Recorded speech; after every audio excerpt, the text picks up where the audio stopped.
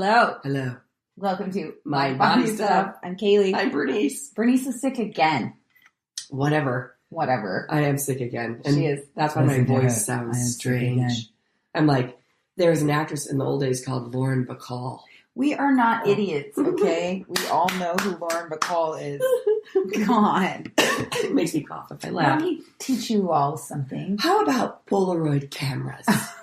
There used to be these cameras called Polaroids. Your long dramatic pause. I know, it's like, Polaroid. I have the knowledge of the past. And you must wait 2 extra seconds to get it. Yeah, that's right. Everyone's like, what? What? Polaroid? Pay attention. Who is it? Lauren Bacall? Lauren Bacall. I know. She was an actress. You probably don't know that, but I do. So today... Yes, our podcast is going to tie along with our song of the week, which actually we kind of figured this is, if it works, you know, like last week with the warm-up, there's not really a podcast you could do about the warm-up. Some of the sexy songs, I mean, I don't know. It's Let's talk about sex some more. How was last night for you? It was pretty good. Okay. Except I'm sick, so maybe not. Oh my God. I'm like coughing on the side. Enjoy. Don't you feel turned on by me now? He's like, nighty night. He's like, I'm too young to die. He was sick last week. That's where I got it from, by the way. And so I'd be all like, I'll rub your back. He's all like coughing into his pillow. And I'm like, he's not attracted to me. Oh God. And I'm so dumb because obviously he's like me right now. Very sick. So he doesn't want to like, you want to make out? Oh my God. He's like, not really. Nope. I can barely breathe. I guess you don't like me then. That's fine. That's fine. That's what my ancestral knowledge tells me anyway. That's right. Ancestral knowledge. That's right. We're tapping into our ancestral knowledge, or trying to at least. We're trying to. And because our song this week is called She'd Say by Andy Grammer. And actually I didn't know this before we did the choreography and filmed the choreography breakdown video. But if you watch his music video, at the beginning of it says that his wife got him a session with a medium for his birthday. And right away his mom was there. And as a spirit. And his mom basically said, like, I want you to write a song about all the things that, you know, I would tell your daughter. Yeah, because I'm not there. And so he's like, well, if the universe is that crazy, then here we go. Here's the song. He's like, I did it. So anyways, what we tapped into, though, was not necessarily that personal story, but just the importance of ancestral wisdom and feeling that connection to our elders and to those who have come before us. Yes. So it's just a beautiful song. We really hope that you guys enjoy dancing to it. It feels so good. Oh my God, it's very powerful. It's a very powerful song to move to, and his lyrics and the way he has the musical arrangement is really good with that kind of bass with the tribal sound in the background, and then he's just singing like. It's really, really nice. Really, really well done. Great lyrics again. Yeah. So, we hope you guys enjoyed that. One of the things that I've been talking about a lot, and Bernice always gives me shit because, we'll talk about that why in a second. But I've been really interested in doing a lot of work and booking sessions with shamanic healers. And people who are more mediums, I suppose, because I feel like there's a big part of me who is kind of like, I don't know, like a little bit lost in this world. And we've talked about why. Like when a lot of the immigrants, a lot of the people came over to the U.S. They were in search for a better life. A new beginning. So they were either running from things or they were trying to get away from something or just have a restart, maybe. I mean, a lot of people came because of famines or political pressure, and they didn't want to look back, I don't think. They just wanted to look forward. Yeah. Which is, I was just reading this article today about ancestral wisdom. It didn't really have anything to do with it, but I kept, there were these little snippets in there that triggered my thought pattern. because they were kind of complaining about the political climate right now. Oh, it wasn't anything about, but somehow it popped up on my feed. But the interesting part is, it's kind of what makes America great. Is this drive to start over. We came from all these ancestors, at least us people not of Native American heritage. Right. And it was like, let's leave all that behind. And basically it's a blank slate. Yeah. Let's just start. Right. And that is exciting, and that it was successful for a lot of people. You can believe whatever. It's almost like, I mean, we've talked about the Puritans and some of that historical stuff that we do deal with. Right. But in general, it's almost like, just believe whatever. Everything's kind of open to you. But with that, I feel like we lost a lot of our connection to our ancestors, to who we are as a people. Because one of the things that was really prioritized, I think, in earlier generations too, was this, like, when you come to the U.S. or to the United States of America, I want to live in America. I want to live in America. They were either forced or encouraged or chose to, I'm sure a combination of all of those, forget about their cultures and their traditions and even their language to a certain degree and just really assimilate. And I think that that's actually one of the reasons that there's so much, pushback against immigrants now is they're embracing their culture, they're bringing it with them. They're bringing it with them. Yes, they're that's not kind of like, you're not doing? assimilating. You're not assimilating. Yes. You're not forgetting everything that makes you who you are to become one of us. Right. And that's why I think we have some conflicts with immigration now that we maybe didn't so much have in the past, because in the past it was kind of like the way was to assimilate. Mm-hmm. But with that assimilation, we don't really know what we're assimilating to. No.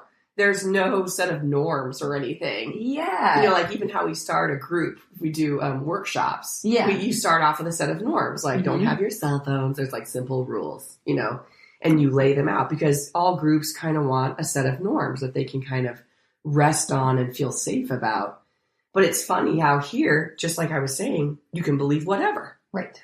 You're not tethered to the stories of your ancestors. Right. You're not tethered to remember what great grandma said, like when you go down to the water, you shouldn't throw, rocks in because you'll bring the whatever sea people up or something. Yeah, exactly. And so we're just like, whoa, yeah, no stories. But then that's a problem. Then we're all no stories.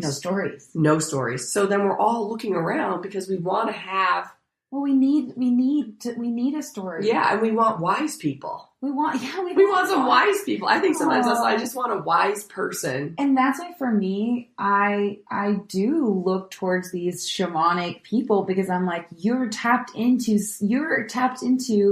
wisdom that maybe my ancestors had access to that wasn't passed down. I do think that there is, there's a lot of conflict around cultural appropriation right now, which I'm trying to be there's a sensitivity towards it, and I'm trying to be really respectful of that. But there's another part of me as this white person who I don't really know anything about my ancestors or the wisdom that was passed down through my generations or like how we connected to place. I don't have any of that. And so sometimes someone like me is like, you still have access to your ancestral wisdom. Like, will you share any of that with me? Because I feel like I'm lost out here. Right. Or the people that learn it through another, perhaps. Yeah. They're totally. That's kind of what is happening now, I think, is that there's this sort of. Well, I just mean even like wearing like bead earrings. Oh, bead earrings. Right. It's like you can't wear those because you're not Native American. Or right. You're not part of this tribe. It's like, I know I'm not, but where the fuck is my tribe? Right. But I like them. Yeah. And they're nice. They look nice. Well, that, or sometimes I'm like, okay, can I feel a connection to spirit through doing these things that I see other people doing that seem to be working? Right. Well, it was funny because I talked to my husband. He just was in England and Scotland. And I was saying, how we've lost, our culture has lost touch with ancestors, like we're talking about ancestral wisdom.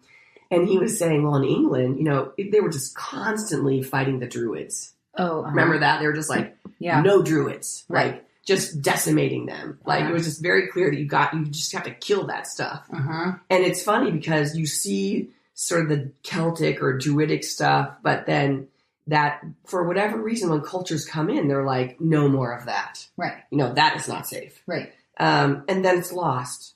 Yeah. And then everyone's trying to go around going like, and maybe there's a handful of people that still remember it or somehow were taught it. But in general, he said it's the same thing there. Like, even though they have this long sense of cultural history now with, after the Druids with the church and how the church developed. Yeah. He's like, it still happened there at that time. Like, that must have been a really hard time for them. Oh, totally. Like, no more of this where totally. Stonehenge is. Like, what is that? We don't even know what that's for. Right. We're like, nice. Yeah. You guys move these rocks everywhere. Yeah. Now, we're all conjecturing, well, this rock looks like it might be pointing to the North Star, Right. But we've lost all that ancestral knowledge. It's almost like this weird cultural thing where we're like, that's it.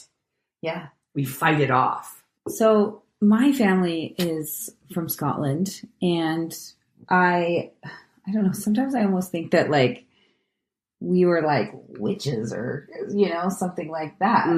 But then I think a lot of that like witchy stuff, it was, paganism. Yeah. Right. And there's a lot of things that like you're talking about with the religion or the church came in and kind of was like, okay, no, you guys don't get to do this. It makes sense because the church wants power over spirituality. Yes. And a lot of other stuff too, not just spirituality at that time. Right. It wasn't just about a way to worship God. No, it was not. It was about, they were huge landowners and exactly. very, very powerful. So, yeah, for me, it's interesting though, because we are Scottish and we have this, I have this big portrait in my living room of this woman, and she is my like great grandmother. Great grandmother. I don't know. I don't even know. Anyway, we should find that out. But it's like so she was in Scotland, and we literally last year just found out that her name is Sarah because my sister got on Ancestry.com. And how did she figure that out? Or I can't remember. I'd have to ask her. But you can like maybe she find do a these articles and, and then or she a found birth date, even if you knew that. Maybe. Well, then when you go on Ancestry.com, it'll be like, oh, we have a potential relative of yours, right? Blah blah blah blah. And so, anyways, this portrait, it's massive. Massive, yeah. It takes up a whole section of my wall. Yeah. It has been passed down through the generations, and I'm so lucky that this is in my living room. But literally, until my sister last year even found out that her name is Sarah, we didn't even know. She had no name. She had no name. We just knew she was somebody from our family. You knew it was your great. I knew it was my great grandmother. We knew that like they lived in Scotland. Her and her husband, or her husband and his dad, or somebody had a paper company, and they invented packaging tape, brought their invention over to the U.S., like lost all their money in the Great Depression. But beyond, like, and then we kind of know what happened once they got here, but I don't know anything about her. I don't know. And that's your dad's lineage. That's on my dad. On my mom's, I know next to nothing. Interesting how, same with me, the mom. That you know about your dad's side, but not your mom's side. Which, well, and also interesting, we all get rid of our mom's last name to take on our dad's last name. I was completely offended when Joe did that. I forgot. That she would lose her last name. I'm like, well, I kept calling, remember? I kept trying to email her, Johnston. She's like, Mom, I changed my email. I'm like, to what? Yeah. And she's like... to Ellsworth. I'm like, Ellsworth? But I don't have like, going back to that song, the Andy Grammer song, it's like, it's she'd say, and it's all these beautiful things, but I look at this woman and I'm like, I don't even know what she would say to me. What would she say? And, from a spiritual standpoint, even in the song, when you come to the bridge in the song and he's singing about, it's basically singing from her perspective instead of his. And she's like, I'm always with you and I'm happy and I'm always, watching over you. I'm like, there's no freaking way this woman would be watching over me. How would she even care about me? Right. Like, I don't know her. She doesn't know me. Like, I don't feel physically in my body, in my spirit, any sense of tie to my ancestors. And that makes me really sad. Yeah. And that's what makes you search. And that's what makes me search. I think too. Yeah, exactly. Because you have more of a connection to your ancestors being native Hawaiian. Yes, I do. And I have a lot of stories and a lot of knowledge. Right. And they were very clear or my dad was about passing down knowledge and stories, which is, I think, a very traditional way to be storytelling. It is. And like, you don't want to do that. You want to give a cow a big pasture. Right. Whatever the stories are. I'm like, please don't refer to me as a cow. Yeah. You know? Yeah. But I do feel, but that's funny, like we were talking about, I know my father's history very well. Even his mother, who's white from Boston, I know her history too. But my mother's side, not so much. Yeah. My mother's side, not so much. And my grandmother, I know actually more about her husband.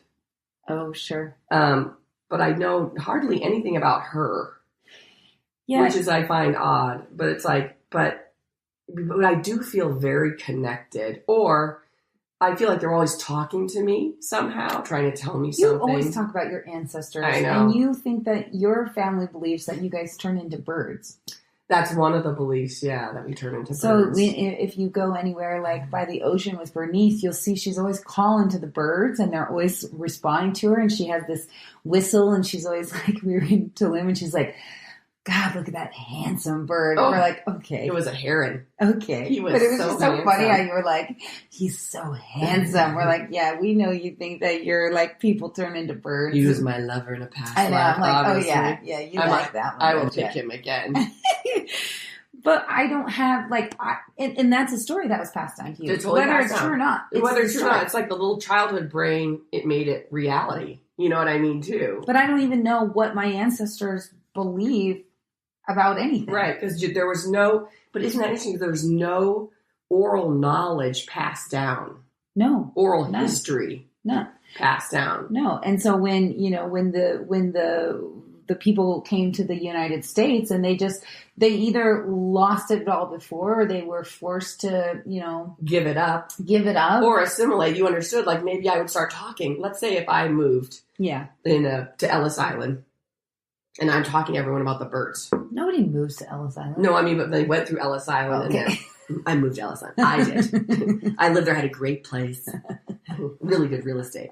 No, I passed through Ellis Island, let's say it happened now, but back then, and I would start being like, I'd settle down in some little town near Ellis Island. That's where everybody kind of settled in that East Coast area. And I'd start talking about the birds. Mm-hmm. Can you see where everyone would be like, you're fucking crazy. Yeah, we're not going to talk about birds here, ma'am. We're going to, aren't you going to get a job at the printers? Or how about the farriers? Yes. And if you talk about birds, you remember what happened to the people in Salem? Right. Well, and I do feel like so much of, because I come from Scotland. How interesting. It just hit me. Yeah. It's the Puritans. Oh, it's totally. Too. Those Puritans. I wonder, just the Puritans. We like to blame everything on the Puritans. We do which is blame funny. everything on the Puritans. And we're sorry if you're a Puritan. Sorry about that. We apologize. But you don't have control over what your great-great-great-great-grandparents did. So you're not to blame. It's just the establishment. But I believe because my family did come over from England, Scotland, that area, I do think that we probably were... part of that Salem thing or I feel like, we were there. Well, we visited there. I felt a very strong connection to Salem. That was so awesome. I loved it there. We went there right before Halloween. We did. In October. Had had a great time. Had a great tour, some great stories about the witches there. But but it's just so unfortunate that it's like, being a witch is basically just, I think, having an ancestral wisdom. Yeah, you might be right. And in Peru, all the shamans from the Amazon, if they came to Salem, if they came to Salem in the 1600s, they would have been killed for being witches too. And I think there's just, however it shows up, there's just been a killing off of this ancestral wisdom. So, and for me, I do feel like I just bought a book about Wicca because I'm like, that feels like how maybe my ancestors connected. Well, But then I come off as a crazy person because I'm reading a book about Wicca. Wow. I even had to hide the book so my babysitter didn't see it. That's I'm so like, funny. You're probably going to think I'm crazy to see a book about Wicca. Yeah, right. But it's like, how do I tap into my own ancestral wisdom? You know what? Being separated from where my ancestors were. Right. Well, for me, is I go back, you go and ask them. Like you go to the places where they were, which is what you're doing. Which is what I do. And I go to England a lot. You're going to England, you're going to go to Scotland, and perhaps you'll go to some places where they were. Right. Where you'll walk the land and you'll see the place and you'll be like, oh, this is an interesting place. Right. Like, what do I feel about this place? Right. And sometimes you'll feel like a knowing, like, oh, I'm from this place somehow. Mm-hmm. It's connected to me. It's in me. Mm-hmm. And then how do I connect with like I don't know, it's like through spirit though, I feel like you can connect. So more than just the place, like how do I connect with my people? Yes, you're the ones who have passed, though. Right, the ones who have passed. Well, I think one of the ways is going to the places if you're able to. Right, which is by the way. Yeah, exactly. And leaving yourself open to talk. You know, like what is it that you would want me to know? You know, like even just like it's kind of like what we do the vision quest in workshops, right? Which is weird because there is knowledge out there that you can hold on to. You just haven't asked the question. Right. Do you know what I mean? I totally agree with that. And you have to, like, I am asking you the question. In other words, like when we do this song, she'd say, sometimes I feel like we're looking up and I'm like, I see you. Right. I see this lineage of all of you above me. I totally get that. And I'm just a piece in this big ladder or whatever it is. Mm-hmm. But I was lucky enough to do one of those Maori ceremonies in New Zealand, and they have the marae. I've already told Kaylee this before. The marae are built so when you go into them, you have to have a ceremony to go in, and then when you go in, you're inside this building, and there's these big pieces of wood coming out of the roof and going all the way to the floor, and each one is a rib, and each family stands under their ancestor's rib. Oh, that's so cool. And then people spend all night there. You sleep under them. And they leave themselves open to talk to them. And then when we did that, it helped. My dad was in a very depressed state at the time. And this is one of the things that saved his life. Because he felt suddenly he had this reawakening of connecting to his people. Mm-hmm. And he sat all night in the marae. And they were kind of teaching him, like, this is where you can sit under their rib. It doesn't have to be our rib. Right. It can be your rib. Mm-hmm. But just imagine a rib. Mm-hmm. That's a great analogy. Yeah. And then I just it just blew me away. Like, and that even now I can still feel that feeling of like, oh, they're all up there somehow looking down like, hey, remember I was the one who, always lost her temper. Don't do that. Or, I was the wild one and lost all my money. Be careful. Mm-hmm. And I kind of feel them kind of all, but I wouldn't have had that connection without that kind of experience, I think. Yeah, interesting. That understanding. But I think we do have the opportunity to ask our people. I think we do too. I think we just don't usually ask. We don't ask. No. I guess for me though, I don't really know who to ask. Well, you don't really have to know who. You just kind of be like, she's in your living room. I know she's in my living room. And she's so powerful, by the way, you guys. I mean, she's very powerful. You go in and she's a beautiful portrait. She has a beautiful outfit on, just like some of my books I read. I mean, she you can tell she was like a powerful woman. Very powerful woman. She's very, she's holding herself. And I totally feel her presence. And then I'm always like, oh, I better behave because she's kind of watching. I know. I'm like, I was nice to Kaylee today. Just so you know, I did disagree with her on 3 things, and I apologize for that. But I do feel her presence, and it's almost, don't you think, like opening yourself up to that? I do think that's opening up yourself to that. Yeah, because she's sitting right in your living room, and I think she wants to talk.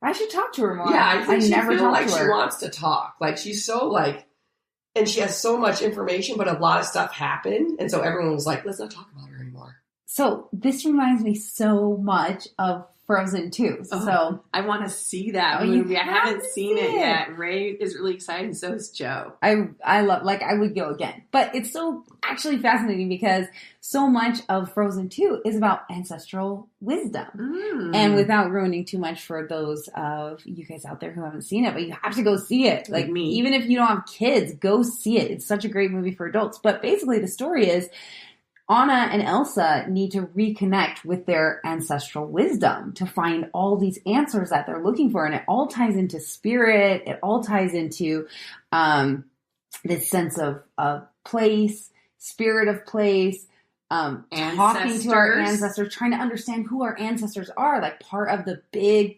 storyline in this is like figuring out who are their ancestors? Right. What is the ancestral story? What is the knowledge? How does Elsa have her powers? Oh, cool. And like one of the things that I love is like, as you know, I've been getting really into just, crystals and energy work and all this stuff. And so I just love it because I'm just noticing all the little, what are they called? The little trolls. Oh, They're all wearing like crystal necklaces that are all lit up.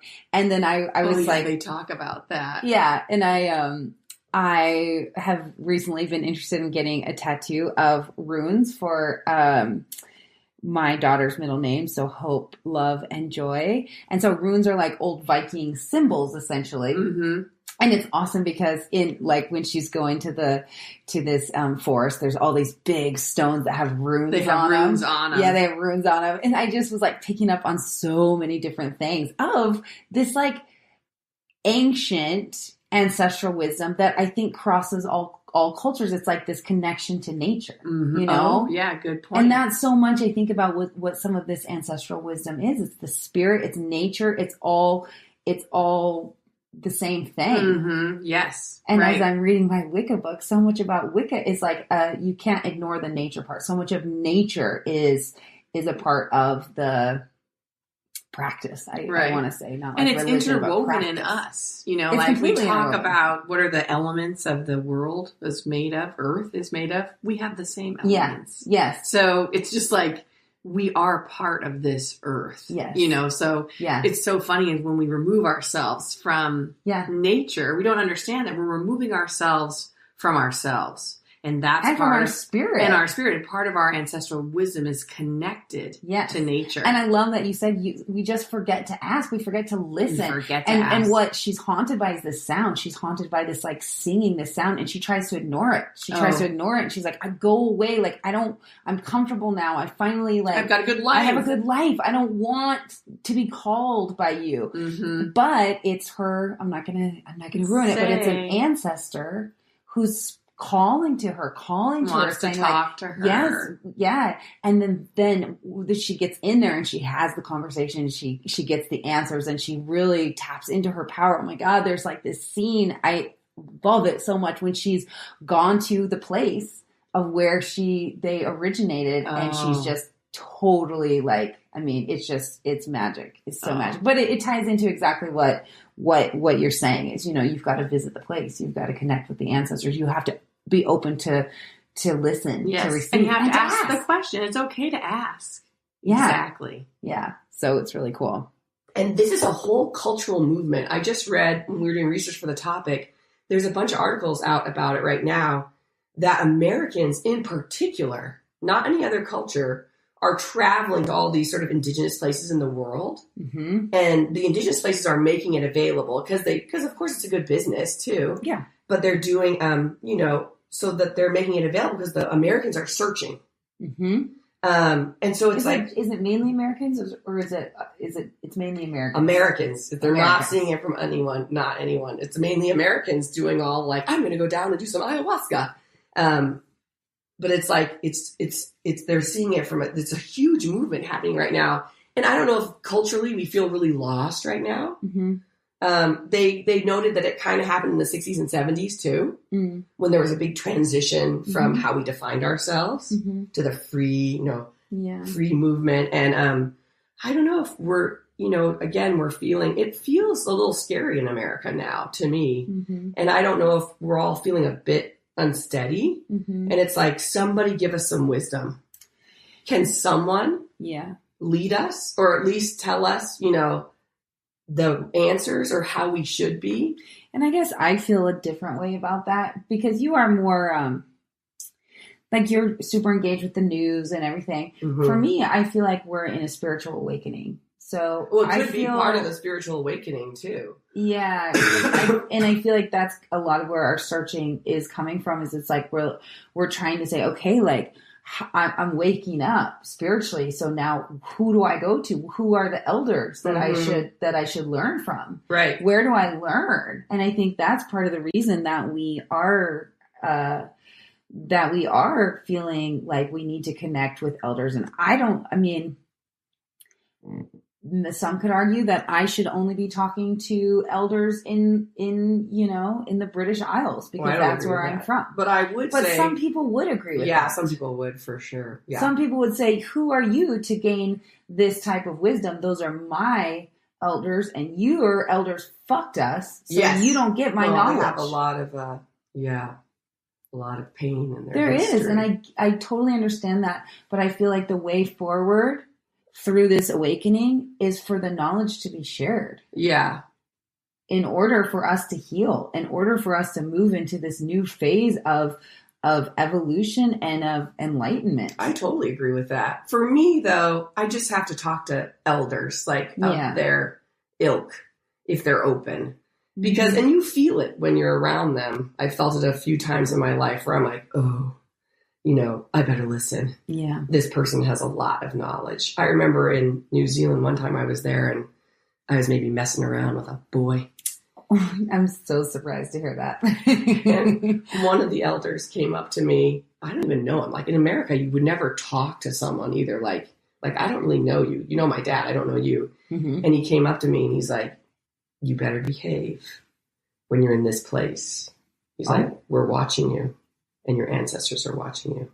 Oh, whoa. And I was all like, pardon? Sometimes I'm like, are my ancestors watching me in the shower? I know. I'm like, they're what? And I was like, of course, my rebellious kind of sort of American heart was like, I shall do whatever I want. We have such I can do whatever. Oh my God. I was like, do not tell me what to do, sir. Oh yeah. But then now as I get older, I'm like, he was just kind of like, hey, you gotta, this is your life, babe. Like, yeah.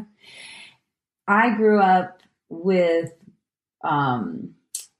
my dad's mom having already passed, my mom's dad already having passed. My grandma lived in Texas. We lived in Montana.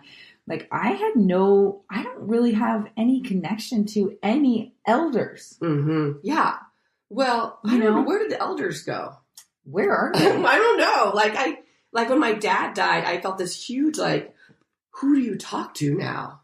Like who are? That's why I'm like, I feel like I got to adopt Papa. Yeah, thank you, because Papa. you pass along his wisdom to me, right? And because I'm like, I have no idea. The woman in my living room, Sarah, now I know her name. I'm like, I don't know what you would tell me. I don't know anything. I don't know what kind of people are we? Right? Are we hard workers? Maybe I could give myself a little bit more slack too if I was just like, this is just how we are. Oh, yeah. This is what my people are like. Exactly. If you're like, no, you guys were hard workers for generations. I'm a go-getter hard worker. Oh, yeah. This is just who we are. This is who my people are. Yeah. Then I can almost be like, oh, I can accept myself. Yeah, that's a good point. My people. Yeah. This is how we are. But without that, I do find myself being like, who am I? Yes, right. Who am I? Who am I? And you can tell me about me. One of the questions that we sometimes ask in workshops, sometimes not, but who am I to my family? Oh, I love that. Which is such a powerful question, and I have no idea who I am to my family. I know I am to my immediate family. I know who I am to my immediate family. But in the long-term family, I don't know who I am. Although I think some of the elders in Hawaii know who I am because they'll look at me and I'll be like, what are you looking at? And then a bird will hit on you. And then a bird, lands on my shoulder and is like, you're really cute. And I'm like, okay. I can't laugh because it makes me cough. No, don't laugh. Don't laugh. That song, though, dancing to it. So I think I also need to kind of... Did you feel connected at all dancing to it? Well, I feel connected to spirit dancing to it. I don't know if I'm able to identify I'm not sure if I can segregate the spirit from this person's spirit or this type of spirit. Yeah. But dancing for me is such a powerful way to access spirit. And sometimes because it doesn't feel like the way that I would assume it would feel to connect to spirit, then I write it off as, Right. It's not really. But I do think that movement is the way that I really give or receive messages. Yes. And I think we can all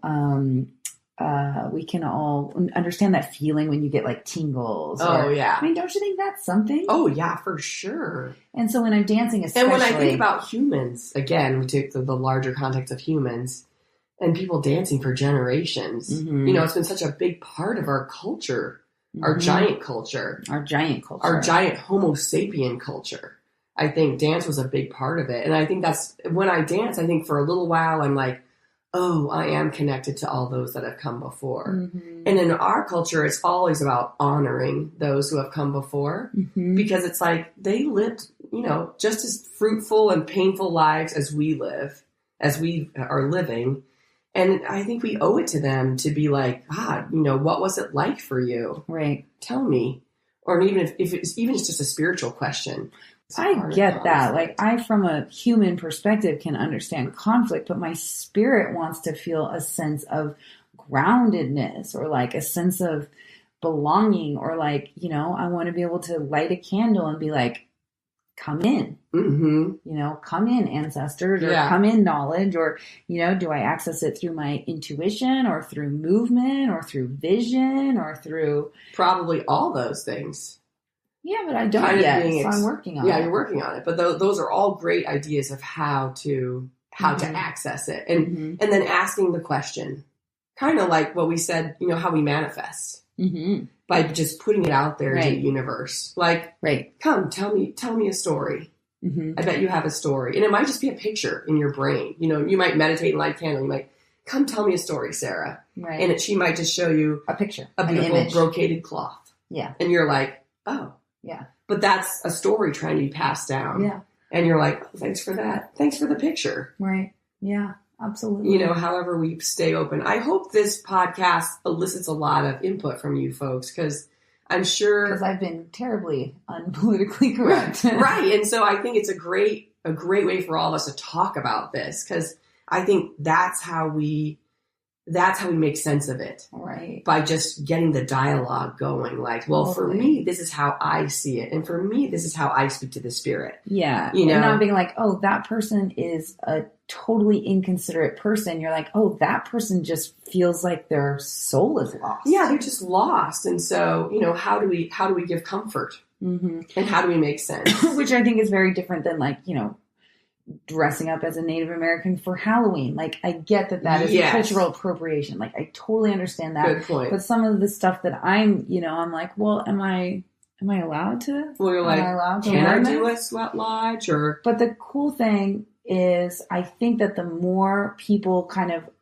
try to connect or go there, the more we realize that it's not just a select few who have the ability. I think we all have an ability to connect with spirit. We just have it turned off. Yeah, we got turned off because we, there was a rule for us that there was only one way to connect to spirit probably. And right. So we just lost the other conduits to it. Yeah. And so I don't know. It's just an interesting thing to think about. Yeah. Like what would your ancestors, as you're dancing this, like what would your ancestors be saying to you? Yeah. Like what message can they pass on through you to your children, or when you're feeling lost, like, can you feel them with you? Yeah, maybe you just want to feel them. Mm-hmm. Maybe you just ask, like, in this song, let me feel them. You. Yeah, let me feel you. I'm going to open up physically, emotionally, spiritually to let you come through. And then it'll be interesting to see how everyone feels doing this.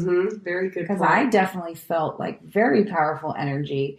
And I can't understand. I don't know how to say, oh, that's spirit or that's an ancestor or what, I'm just like, holy cow, there was some beautiful energy just coming through right there. And that's really, that's the answer. That's, Yeah, because, we just want to define things or sort of compartmentalize, but it can be spirit and ancestors because they're all interconnected. Right. They're all part of the out there, Yeah. Swirling around us. Yeah, swirling around us. Just swirling around all the time. All that, just like electricity. I just have to go back to electricity because it just blows my freaking mind. But it's just swirling. But I guess not to drag this podcast on any longer, but do all religions believe that your ancestors, like, do religions think that ancestors are out there swirling around? I don't know. I think a lot of religions do. Like Christianity? Christianity might have had some belief about that, but a lot of times you'd have to go through someone to speak with them.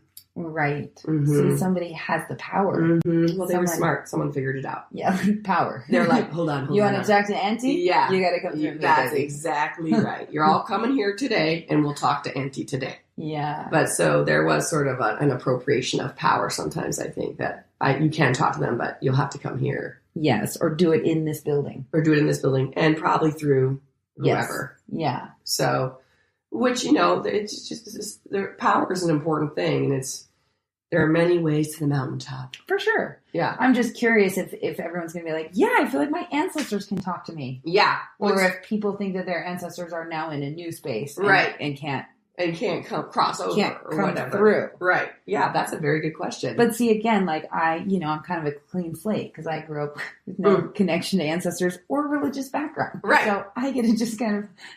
Which is that's again, we'll go back to the beginning. Yeah. That's what gave us the moxie. Yeah. Because we're like, I'm a clean slate, baby. Yeah. Nobody's stopping me. Yeah. Because where they came from, there were probably a lot of people trying to stop them. Oh, yeah. This person, this head person, your grandparent, everybody telling stories. No, you can't do that. And they're like, not here, not now. Yeah. Yeah. This is where I get to start over. And now we're all like, but who were you?